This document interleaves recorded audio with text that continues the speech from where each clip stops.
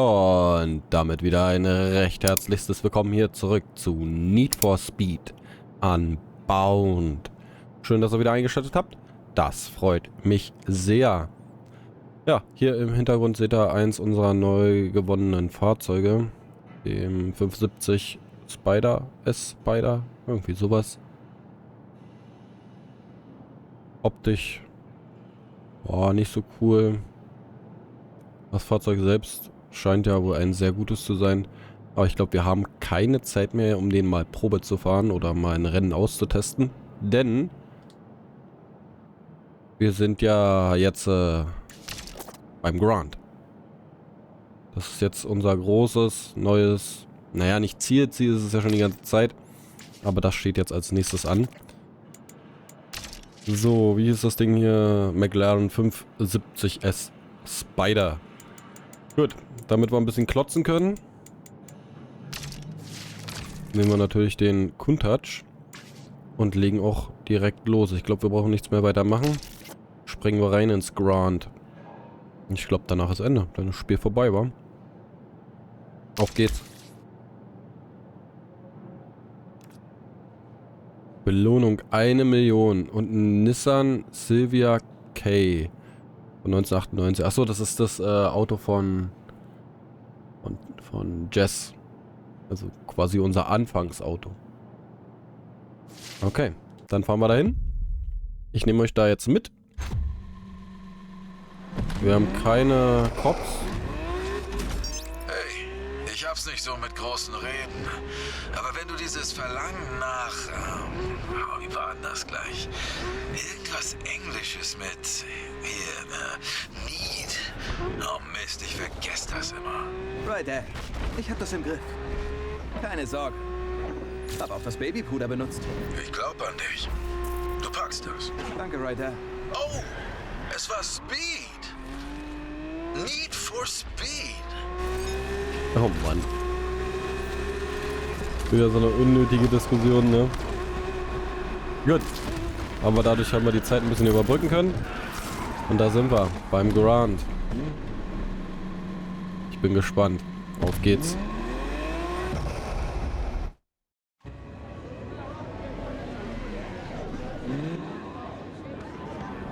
Hey, hey! Wer von euch wird heute reich, ha? Du? Du, Bro? Haha, du, Bro? Woo! If you know, you know! Hey! Hey, Na los, kommt schon! sieht so aus, als hätte mich Alex schon ersetzt. Ich kann euch nicht hören! War ich auch so peinlich? Ja, wenn nicht sogar noch mehr. Gut, dann spürt ihr das?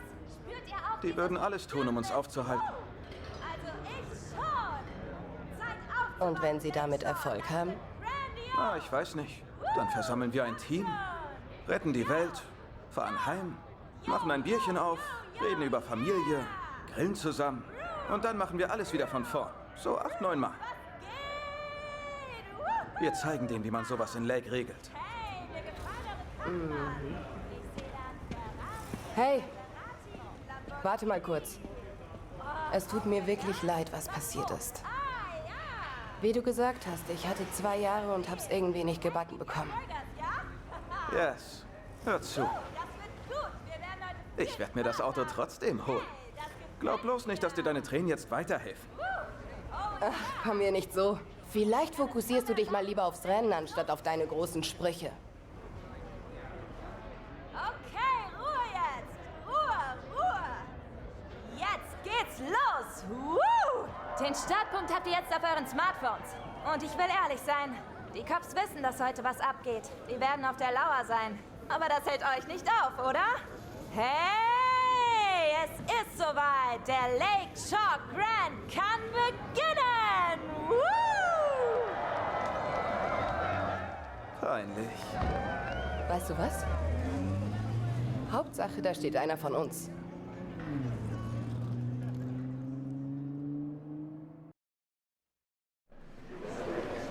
Da sind wir.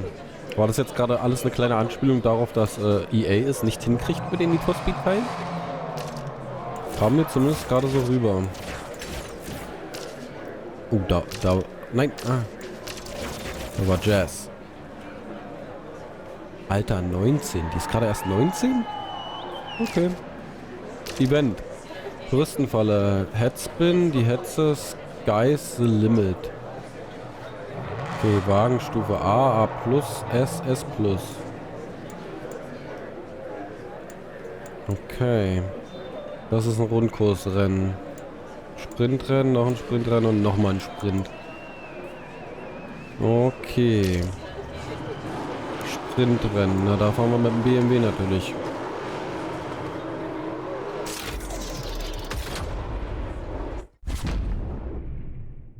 Oha. Platz 1. Gewinne diesen Wagen.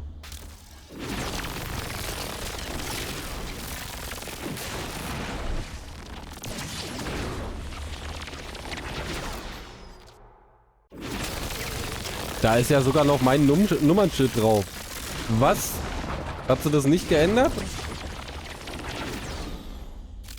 Okay. The Grand.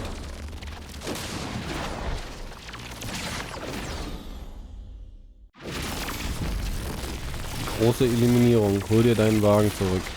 Das haben wir vor. Sei unter den ersten 6, 4, 3 und Erstplatzierter. Okay. Oh, war da gerade ein RX-7 ganz vorne? Hätten wir uns eigentlich auch noch holen können. RX-7 ist auch eine geile Karre. Den Cabrio draus gemacht?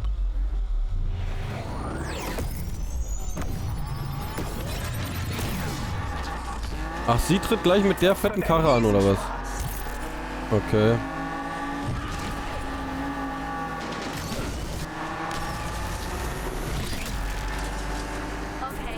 Na dann, vollste, ja genau, vollste Konzentration.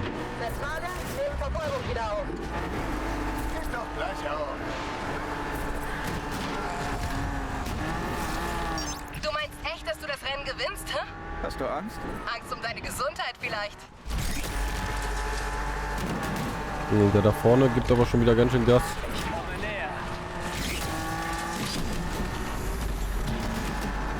Zentrale, die Streife für die Jagd an.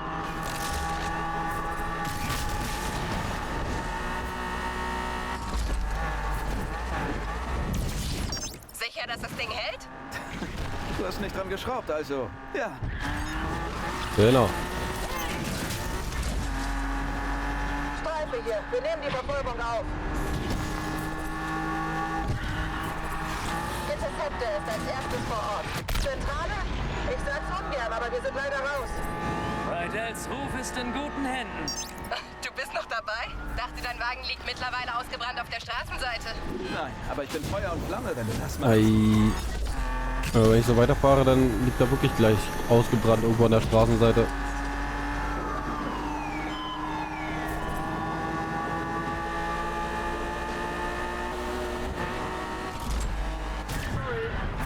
Lyric, was fährt der denn jetzt? Gar nichts zu meinen Chancen zu sagen? Sorry, bin gerade beschäftigt. Kann ich dich später ignorieren? Was sind das schon wieder für Sprüche, bitte? Unnötig. Einfach unnötig.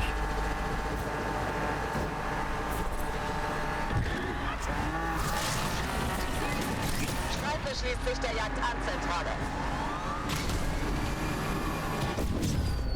Okay, knapp, aber einfach. Das haben wir.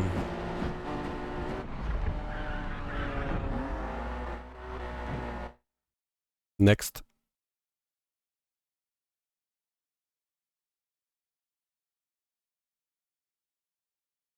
RX8 Spirit R?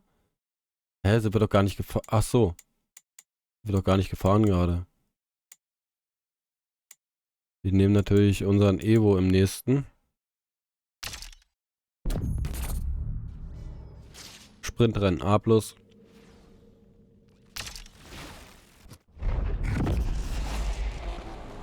Headspin.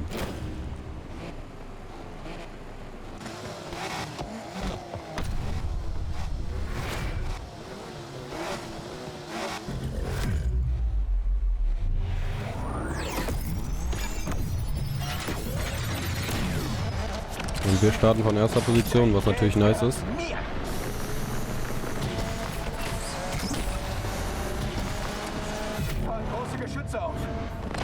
Verfolge die Verdächtigen.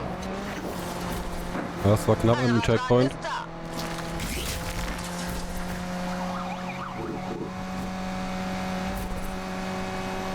Konzentration.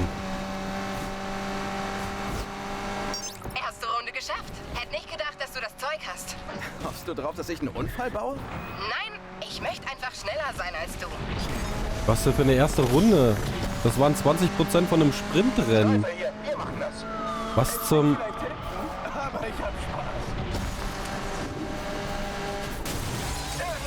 Ach Gott, das war wieder dumm. Konnte mich wieder nicht entscheiden. Danke. Ich hab das Grind in der Tasche. Wir sind raus aus der Jagd, Leute. Ich kann's dir leichter machen, wenn du willst. Ach ja? Und wie machst du das? Rückwärts fahren? Probier's mal. Vielleicht bist du so schneller. Team, wie können wir euch helfen?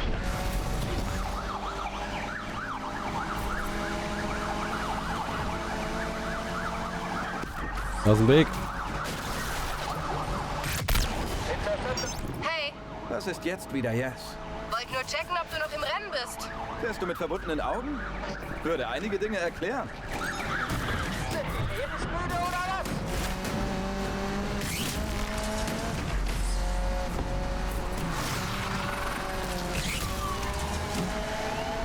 Im Gegensatz zu Jazz haben wir für jedes Rennen 1 bis 2 Fahrzeuge oder für jede Klasse, während sie nur mit einem Machst du dir fährt. langsam Sorgen, dass ich den Wagen gewinne?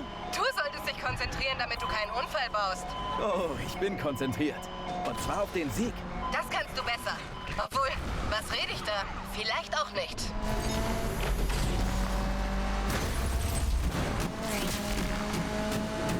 Allradwagen nimmt die Verfolgung auf.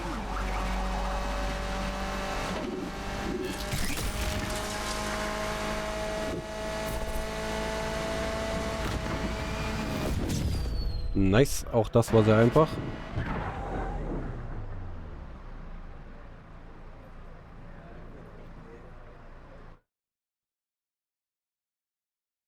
So, und dann haben wir den Masalago. Falls man das so ausspricht, ich weiß es nicht.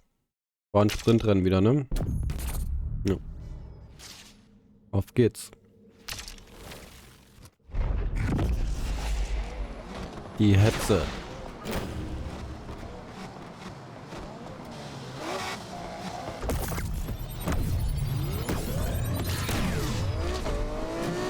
Dem LPD scheint dieses Rennen wirklich nicht zu passen. Zentrale, nehmt Verfolgung wieder auf. Gleich einfach mal auf Fullspeed beschleunigt.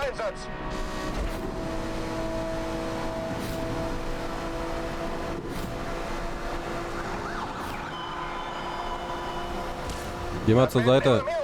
Was ist los, Yes? Du bist auf einmal so still. Ich achte auf die Straße. Solltest du auch mal probieren. Mist. Oh, das tue ich. Und ich bin kurz davor, meinen Wagen zurückzugewinnen. Habe ich recht? Wie wäre es, wenn du einmal nicht Scheiße laberst? Friss meinen Staub. Ich weiß, das war unfair, aber es ist immerhin das Grand. Wir müssen gewinnen.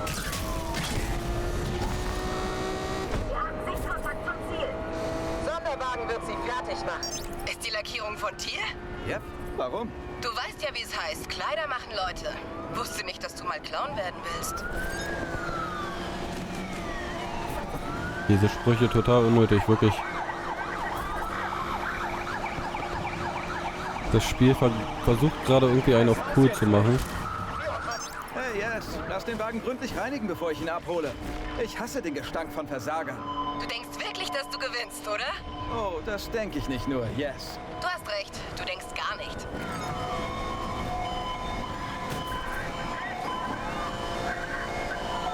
Helikopter jetzt vor Ort, Zentrale. Ich muss zugeben, ich bin überrascht, dass du noch hier bist. Was ist los? Bist du meinem Talent nicht gewachsen? Wenn das Talent gewesen sein soll, dann bin ich die Göttin der Straßenrennen. Kannst du vorn bleiben?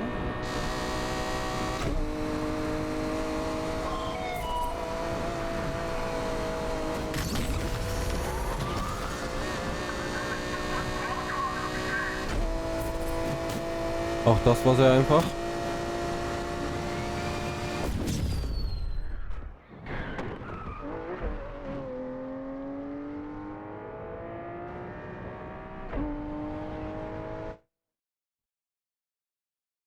Und jetzt das letzte Rennen mit unserem Red Rocket.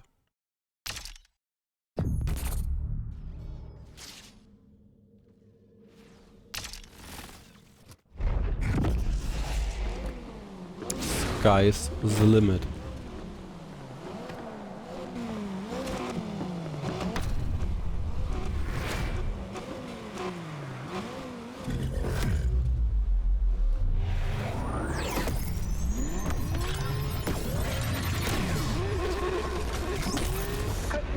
Alter, ist klar, wie er gleich losboostet hier.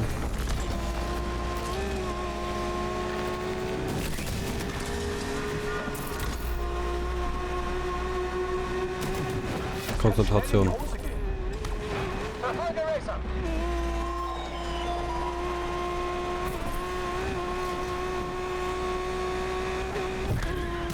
Der Fahrer hat den Verstand verloren. Jetzt kommt's drauf an. Behältst du die Nerven? Ich behalte seit 2 Jahren die Nerven. Das ist ungesund, weißt du? Wir kümmern uns um den Clown. Das Rennen macht echt Spaß.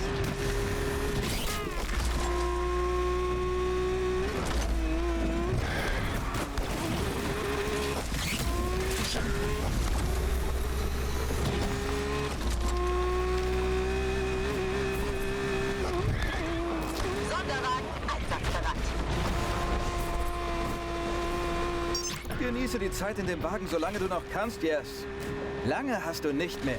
Oh, du hast recht. Er sollte wirklich in ein Museum. Interceptor ist jetzt hier, um auszuhelfen, Team. 1452 Meter hinter uns. Hallo. Passiert hier auch noch was? Der Kuntouch, ne? Zu krank. Einfach zu krank. Interceptor ist jetzt Ich hier, glaube, die Karre ist ein bisschen broken. Ich verfolge mit dem Rest des Teams das Zielzentrale. Nicht mehr lange? Dann halte ich die Schlüssel in der Hand.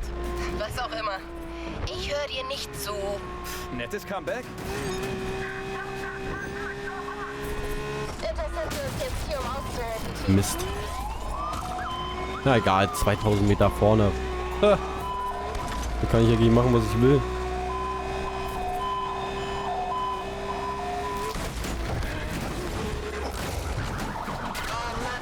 Ich muss es ja nur nicht provozieren, oder? Immer noch 2000 Meter vorne. Das ist doch ein Witz. Das letzte Stück. Ich kann die Ziellinie fast sehen. Die Ziellinie, sicher? Natürlich. Ich fahre nämlich gleich über sie drüber.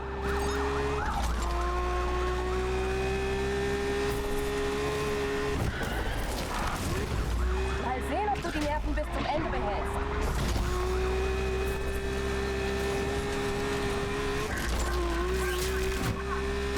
Zentrale, wir sind da und wollen jetzt aushelfen.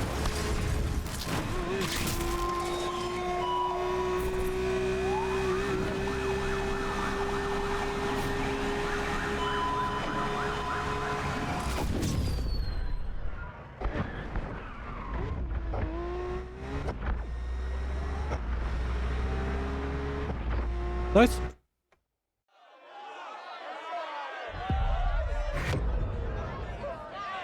Das war alles sehr einfach.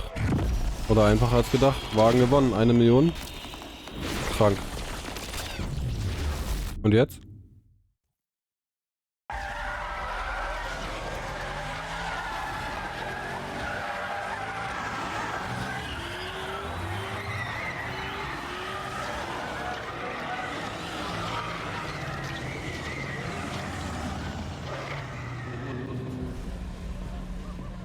Yes! Das war so krass, Bro. Wir haben es geschafft.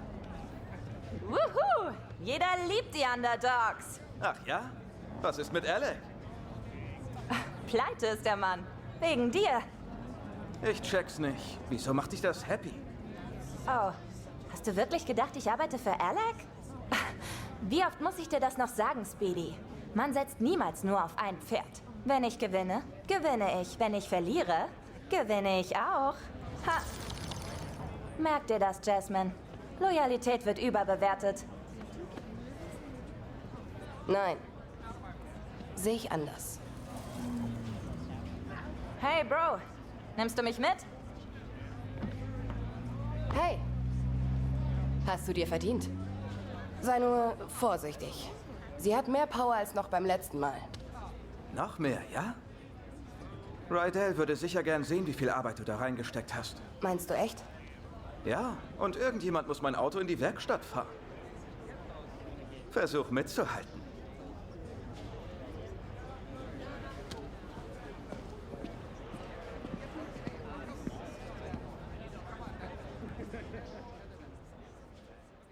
Okay, kommt jetzt noch ein Rennen? Ein Duell gegen Jess?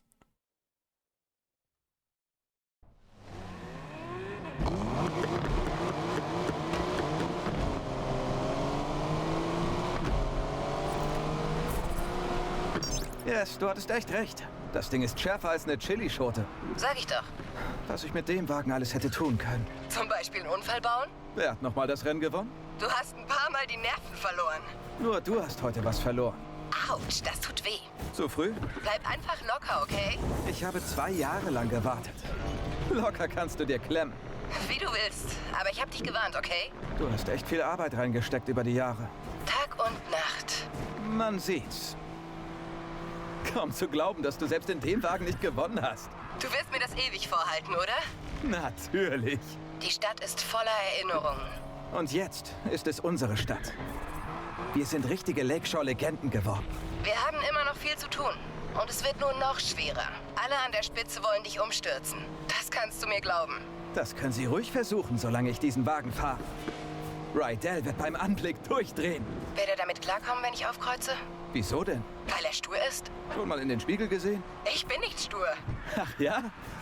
Weißt du noch, als du dir das Jumbo-Chili-Sandwich mit den ganzen Extras bei T-Rings bestellt hast? Und? Er meinte, das kriegst du niemals alles runter, Mädel.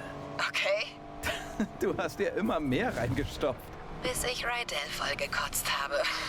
Und dann sagte er, bestell nächstes Mal einen Salat, der wäscht leichter raus. Er fehlt mir. er vermisst dich auch, Yes. Mal sehen. Du hast einen Fehler gemacht. Und wenn schon. Wo wir bei Fehlern sind. Ja? Was ist mit Miss? Die Leute lieben echtes Drama. Willst du den Moment ruinieren? Machst du dich heute etwa nur über mich lustig?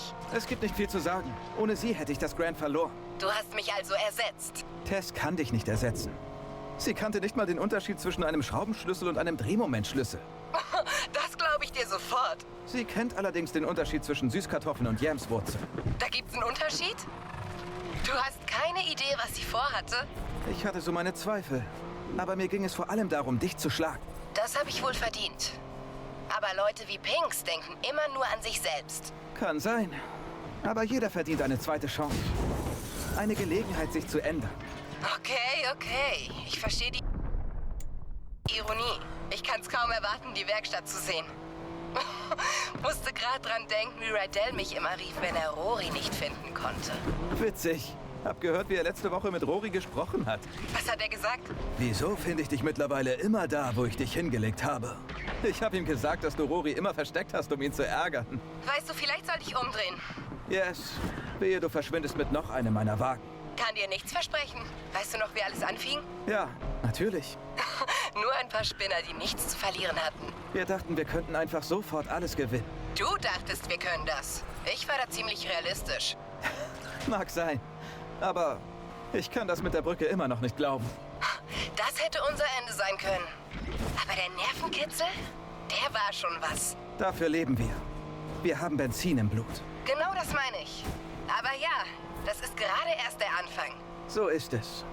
Außerdem fehlt in der Werkstatt einfach etwas. Was? Die Jasmine-Magie. Die Karre ist scheiße.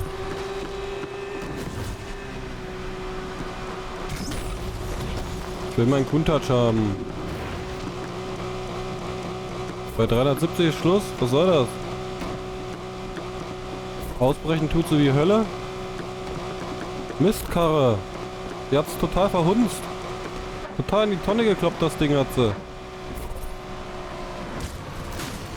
Okay, das war knapp.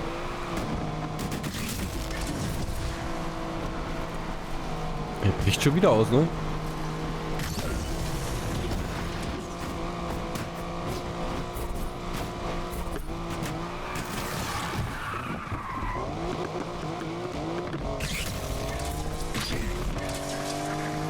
Vor allem, wo fahren wir denn jetzt hin? Was soll das? Einmal über die ganze Map.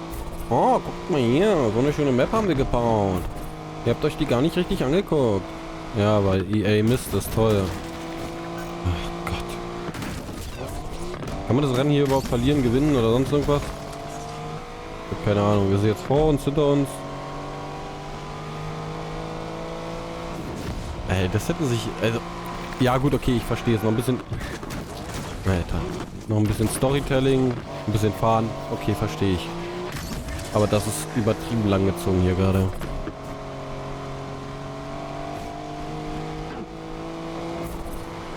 Oh, wir sind da. Na, endlich.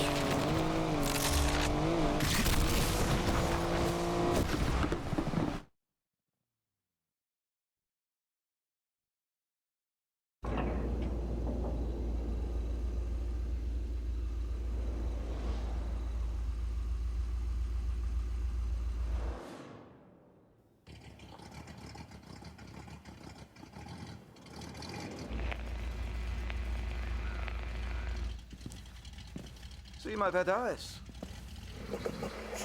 Sie klingt umwerfend. Und riecht auch richtig gut. Rydell, Der Kompressor ist hin. Der Kerl wollte ihn selbst reparieren. Und ich hab's ihm noch gesagt. Das muss alles wieder rückgängig gemacht werden. Er hätte auf dich hören sollen. Was für eine Scheiße. Wie läuft's in den Heights? Völlig überbewertet. Hast du denn schon an den Turbo gedacht? Seit wann hältst du dich denn an irgendwelche Anleitungen?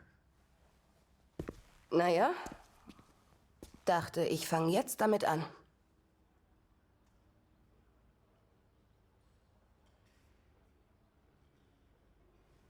Das klingt doch gut.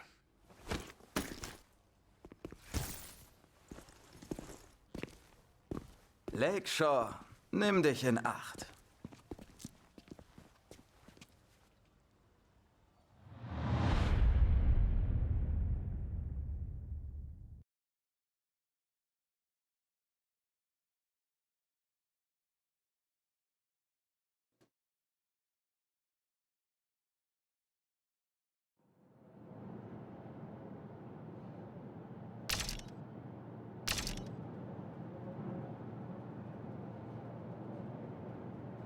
Okay. Street racing started in the street, right? So it's street. Hip hop is street. When you think about urban wear, which is skateboarding brands, which is called streetwear, it's all from the hood. And it doesn't necessarily mean it has to be a urban metropolitan or like hood. It's just for racing, for hip hop. Oh, as far as the correlation in hip hop, street racing, the big rims and shit like that. Spinners. Spinners were made to try to cool down exhaust and all of that shit. We took it to hip hop in the early 2000s. All the ballers had spinners on their trucks and all of that shit, 24-inch rims. Even decking your car out. The car culture is really like essentially a street and hip hop culture. Struggle. That's what everyone comes from. So hip hop started from struggle. It was people who would take their parents' records, right? And they knew that in the beginning of this record, it's 10 seconds that the drum is just looping. What they'll do is put that on the Serato turntable, and then they'll loop that 10 seconds, and that's your beat. Then they'll take another record, put it on the other side of the turntable, and that gives you your percussions and your hi-hats. And then they just take a microphone and rap. Hip-hop was, the foundation is built off sampling initially, like essentially. And that's the whole, that's what we do. So I think everything that goes into it, I think the struggle speaks out the best. And we all know that. It's the struggle. Everybody who wasn't like born with a silver spoon in their mouth, even those born with a silver spoon in their mouth, they always feel a need to show that they're worthy. that they need to show their parents, man, I'm not just no hedge fund baby. Like, I got this. I know rich billionaire, born billionaire who own multi-million-dollar businesses by themselves, and it's not no Trump thing where the dad gave him only a $10 million loan. Like, what the, you know what I'm saying? It's like people who do it themselves. And I think that even if you have a silver spoon, just keep going, because if you stop, bro, you can't afford to stop. No one can afford to stop, because if you stop, it's over, and that's the truth. And for lack of better words, in the most simplest terms, if you stop, it's over. We all share the same thing, which is struggle. And for anybody struggling, I just want some words of encouragement. ASAP, meaning always strive and prosper. It's not what you think. It's not as soon as possible. But we took a positive riff on and put a spin on something that meant quickly. But for us, it's everything but fast. It actually has more of a positive perspective. And it was some form of encouragement that promoted prosperity and ambition amongst the young brothers. There's a lot of people where I come from who have a lot of capabilities and different backgrounds, but we never really exercise those tools or anything like that because we so stuck in our situations or trying to live up to a facade that was, put in front of us that we got to live up to and other people's expectations. I think always strive to prosper is just creating your own path for your own destiny, but not going rogue and not giving up. It's always about the encouragement. I think the message for striving is easy. It's because it's so easy to give up. It's so easy to give up. You could give up, you could start doing, you could give up and you could just stay at home or, give up all aspirations. You could give up on life. You could give up on your friends, yourself, your family. I think prosperity is just what we all want in the long end and what we hope for. And that's what we work towards. Because I think this phrase and this crew is supposed to show you that if you strive, you shall prosper. Everybody has some type of support. So, I don't think that it's wise to try to take on everything as an individual by yourself, but you don't necessarily need a crew. It just worked out for me. We formed this brotherhood and this brothership because we don't have that where we from. Every time there's always an organization of guys from the urban community getting together, we labeled as a gang or some type of terrorist party or something like that. We just wanted to do something positive. We're not saints, but at the same time, we're not cold-blooded sinners, and it's really all about just getting your dreams out there, man. And I think that I'm an advocate for that. I advocate for that. I think I'm a catalyst for change. I think I'm a catalyst for, striving and prospering and doing it how you want to do it your way, because everything about me is unorthodox, man. My style, the way I talk and everything, but it works. And I just want to encourage people to be them, whatever that may mean. And whatever your goal is set to be, to try to accomplish that. That's the purpose of it. And I think that's the pursuit of happiness in life. People don't get to know that I'm human just like them. I go through struggles just like them. I go through frustrations and everything. As far as my accolades and accomplishments go, it wasn't easy, and like I said, I'm just as normal as everyone else when it comes to that matter. People just assume once you're on superstardom that you kind of don't bleed or, or shit or sleep or anything. But for me, it's more so just just showing people that we're all relatable in the same sense, that we all are the same in the same sense, because I deal with everyday struggles just like anybody else. Most of the time, a common person only correlates struggle to economic problems or, financial problems, but everybody has problems regardless of if it's economical or not. So what would you do if you had the mindset that you have now and the knowledge that you've gained throughout the years, and you could kind of like teleport back to your old self back in, 2007 and whatnot?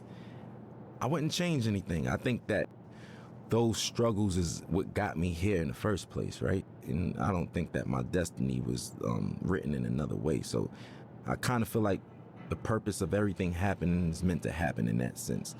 As far as the keys to the game, and what I will say is that every game, every category, every margin changes. Everything. Some things change back to its original state, and some things change in hybrid to a whole nother state. Or, you know, the evolution keeps going with everything. Some things are in style in the 60s and it comes back in style in the early 2000s, and so, you know, so on and so forth.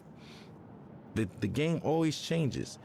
I think the best thing to do is just try to adapt with that, but still being yourself, you know, because there comes a time and place where I don't think a lot of people, you know, they forgot what it is to be an entertainer for the most part. Nowadays, being an entertainer is more so being a clout chaser or being somebody for, you know, lack of better words, somebody that's always in the public eye for no good reasons, for all the wrong things, you know, for all the wrong reasons. And staying true to it. For instance, I'll give you an example of what I mean by that, because that was a vague statement. Nowadays, TikTok is what every artist has to appeal to. Rapper, singer, pop artist. You have to go viral on TikTok. There's artists that don't even have a platform on TikTok, and they're big, you know, such as myself. I'm barely on it. I check it out to, you know, for entertainment purposes like everyone else, but I don't really utilize it for my career as I should be. Now, I'm not opposed to it, but people's music is changing nowadays, and it's more appealing to the algorithm of TikTok. So will it grasp your attention in the first 15 seconds, or would you swipe past it? Will it do this? All of those factors don't even matter to me, especially when I'm making music, because I know the name of the game is to stay with the time and flow and new swagger and pace of things, because there's always a radical change in whatever you do in any industry. But I'm gonna stay true to myself, because once all of the 6ix9ine and the clout chasing stuff is all said and done, and you know those guys can't do shows and this and that and this and that, this the legacy artists who are there, who knows the difference between changing time and adaptation. And that's the point I'm trying to make. For me, morally, I just want my son to be open-minded, creatively, everything. You know, personally, I just want him to be open-minded. Nobody wants a bad seed, right? So we all pray for the same thing. I just want to have a normal child that expresses himself through his art or artistically, and, you know, something like his dad in that matter. You know, I want him to be free, man. Like, I don't want him to discriminate against people, prejudice, none of that shit, you know? None of that bullshit, man. My stage name isn't my real name, which is named after the God MC, Rakim himself. I felt like that was like if I was a basketball player, I got named Michael Jordan. You know, that's like somebody in this day and age being named Jay-Z or Kanye, like, you know? Like, that's what that's equivalent to. I felt those shoes were so big to fulfill. I felt like I needed to earn my right to even call myself that. Me, personally. Internally, I felt that way. And I got his okay. And, you know, my nickname I got from Mos Def, Pretty Flacco. His is Pretty Flacco Bay. That's why yeah. So I get all my names from, like, rappers and stuff. And as long as I get the green light, I run with it. And I just try to make them proud within my legacy and lineage. Like, I just want to do the right thing and knock down doors that they never did and accomplish things that they never thought that they could do. Because whoever comes after me got to do it bigger and better, you know, and that's all I want to do is just make sure that we line it up for long legacy in this genre, man. We still strong, going on 40 years, man. We still here. I want to make everybody proud, you know? That's just me. I'm eager to do that. I want to make everyone proud, honestly, you know, and even you guys, just being able to say, I worked with that guy. You know what? I respect his shit. I like his shit. I'm proud of that kid. Like, I with him. That's what I want. That's what I'm in it for. That's what I do it for. You know what I'm saying? And that's never going to change. I'm never going to be too egotistical to say, oh, you know, I'm richer than the rappers I was named after, and I did this and that, and I don't give a, you know, that's just whatever. You know, that's just not my motto. That's not my thing. It's not my swag. So for me, I just want to make everybody proud because I'm a student and I'm always learning. And, you know, the gratitude from certain people and individuals and validation is what counts, you know? I grew up in a household of 4 siblings, but in general, there's 14 of us. And yeah, man, it's a lot of us, a lot of responsibilities. I'm the oldest. Yeah, I'm the oldest from my pop's side. So my pops passed away, and here I am with my brothers, and I'm like a dad figure in that sense. So that's why I was like, I kind of been a dad for a while now, technically, you know. It taught me I was just a weird man. I was like different from all of them. I was a strange one, you know what I'm saying? Like, I like the weird shit, like music that people wouldn't even suspect me to like. Like, what kid you know like Bob Dylan and Buddy Holly and these motherfuckers and shit, you know what I'm saying? Like, listening to Bob Marley and Buju Banton, and I don't know. I'm just, do you, because where we from, it's supposed to just be, yo, I only listen to you know what I'm saying? Yeah, I only listen to hoodie rap. That's it. I'm a killer. You know what I'm saying? That's the attitude. But now it's just like, if you're not on that, you advocate for and all that. If not, it's just, you know, it's braggadocious shit. Not to say that I don't have that in my rhymes. That's just the culture we come from. But I think that there's more to me than just like that layer of just braggadocious, lackluster shit, you know, that everybody's doing. And the layers go way deeper than that, you know. And I want you to invent your own style, right? On top of that, your rapping capabilities have to be God level. And when I say that, I mean you got to be able to go on your index and pick different flows, different cadences, and, you know. Also, I think what makes you a really, really, really dope MC today is when so many people from different backgrounds with you and can relate to you or listen to you, you know. And it's just like so many people speak to one demographic or target one demographic, but when you have that wide range of just different people and different backgrounds that come together and can agree upon like the body of work or just that artist in general, I think that's what makes you like God MC and somebody who doesn't do the whole bells and whistles cheat code clout thing. Like, you know, that's just it.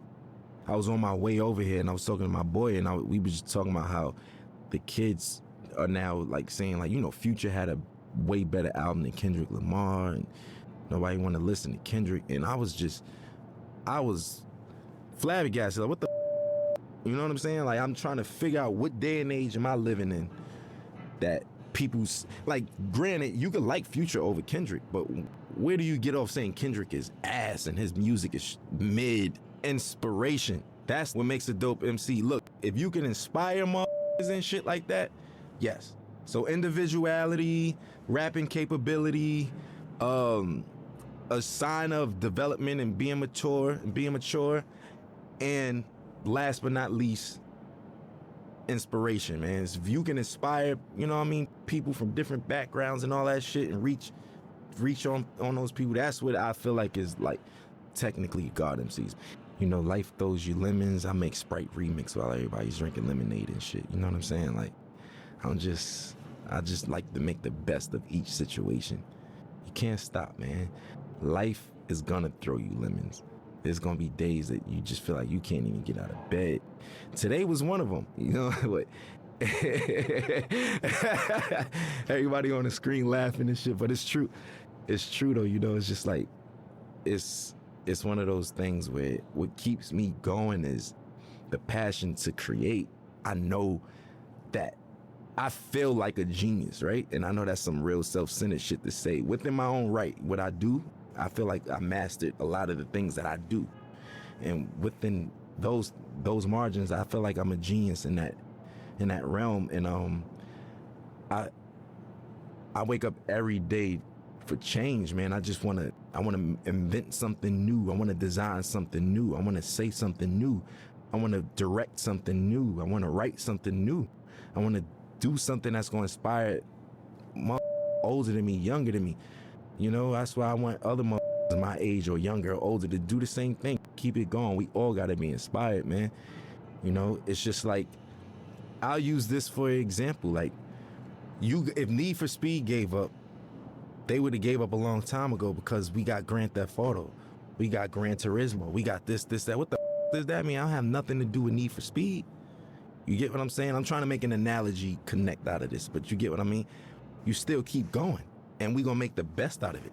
You make the best out of it, not saying, or we making the best out of a shitty situation. No. I'm saying you make the best out of what the best is, you know, and that's what I want to do. That's what gets me up every day. My folks in there could tell you, every day my conversations, when I was 16, where the hoes at? Where the bitches at? Where the girls? Yo, you going shopping? Oh, I ain't got no money. That was it. Now, what's the new designs? Yo, did you see this video? Look, we should do this. Hey, this would be dope on stage. My boys give me, like, that's just where I am now. And that's what wakes me up. I hope I'm not being too boring right now, but it's the truth. I want people to know that, especially about me, I have insecurities, I have obstacles, I have ambitions, and I have failures, just like everybody else, just like all of us. And best part about life is waking up to be able to accomplish it again and do better. And that's it for me, man. And I know it sounds positive and that's the truth, though. And I hate to sound so boring and shit, but it's the truth. You feel me? Like, that's it, man. That's what we in it for. And I want to encourage the young motherfuckers and people who even from other cultures that just get into the culture. It's never too late.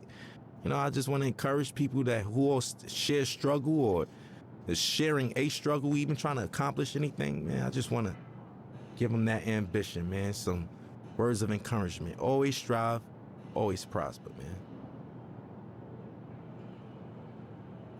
Meine Güte, ich dachte schon, er wollte gar nicht mehr aufhören zu labern. Was eine Labertasche. Eine Viertelstunde hat er jetzt rumgequatscht. Krass. Ich wollte eigentlich sagen, ja, cool, ne, und so. Ich lasse die Credits wieder durchlaufen, aber das wisst ihr ja. Da quatscht er mir einfach direkt dazwischen und hört nicht mehr auf. Und hört einfach nicht mehr auf. Na gut. Ja, Credits lassen wir durchlaufen. Wie immer. Auch wenn EA den Respekt vielleicht nicht verdient hat, aber zumindest die Entwickler, also Criterion.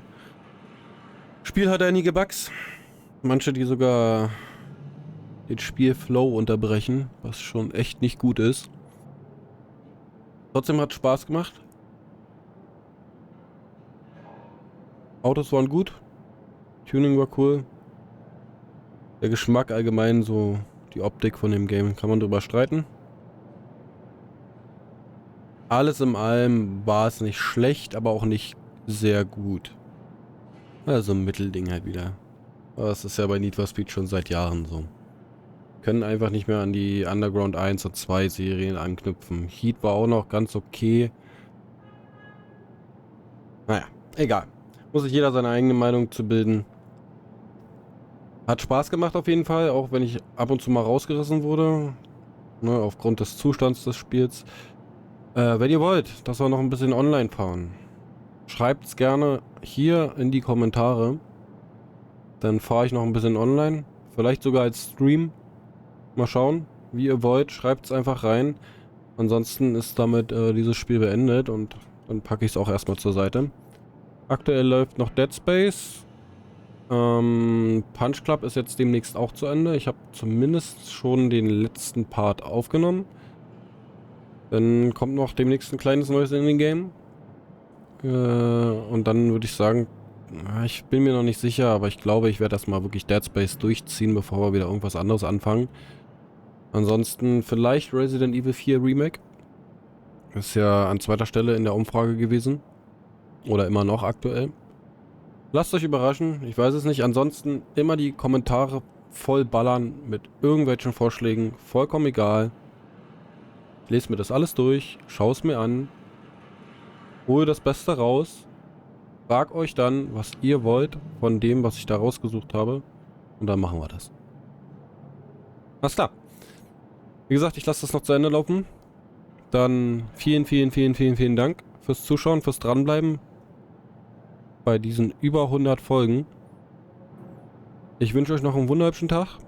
Ich hoffe, ich sehe euch in einem anderen Spielprojekt, Video wieder. Habt einen wunderschönen Tag. Vielen Dank. Haut da rein.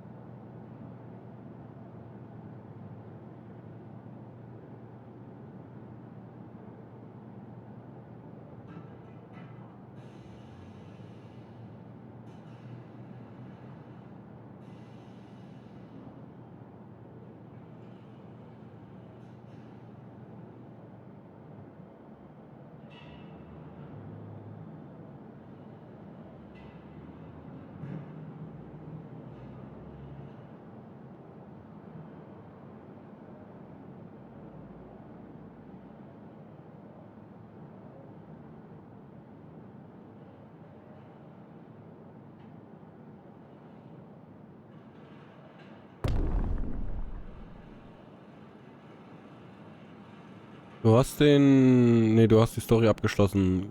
Glückwunsch zum Abschluss der Story von Need for Speed Unbound. Fahre mehr Rennen, verdiene Geld und verbessere deine Fahrzeuge im Story-Modus bis zur Perfektion. Oder baue deine Garage in Lakeshore Online auf, in der du andere Racer herausfordern und deinen Stil präsentieren kannst. Naja.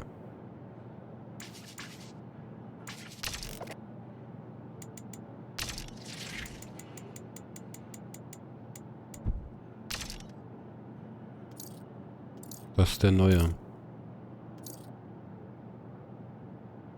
Ist auf Drift ausgebaut, ist ja total Panne. Mehr oder weniger neue, ja.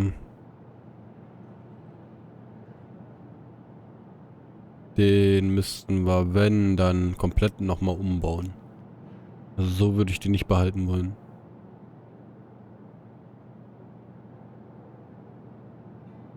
Naja. Gut. Wir sind durch. Für alle, die jetzt noch dran geblieben sind, vielen Dank. Und dann, wie gesagt, sehen wir uns hoffentlich in einem anderen Video wieder. Vielen Dank. Haut rein.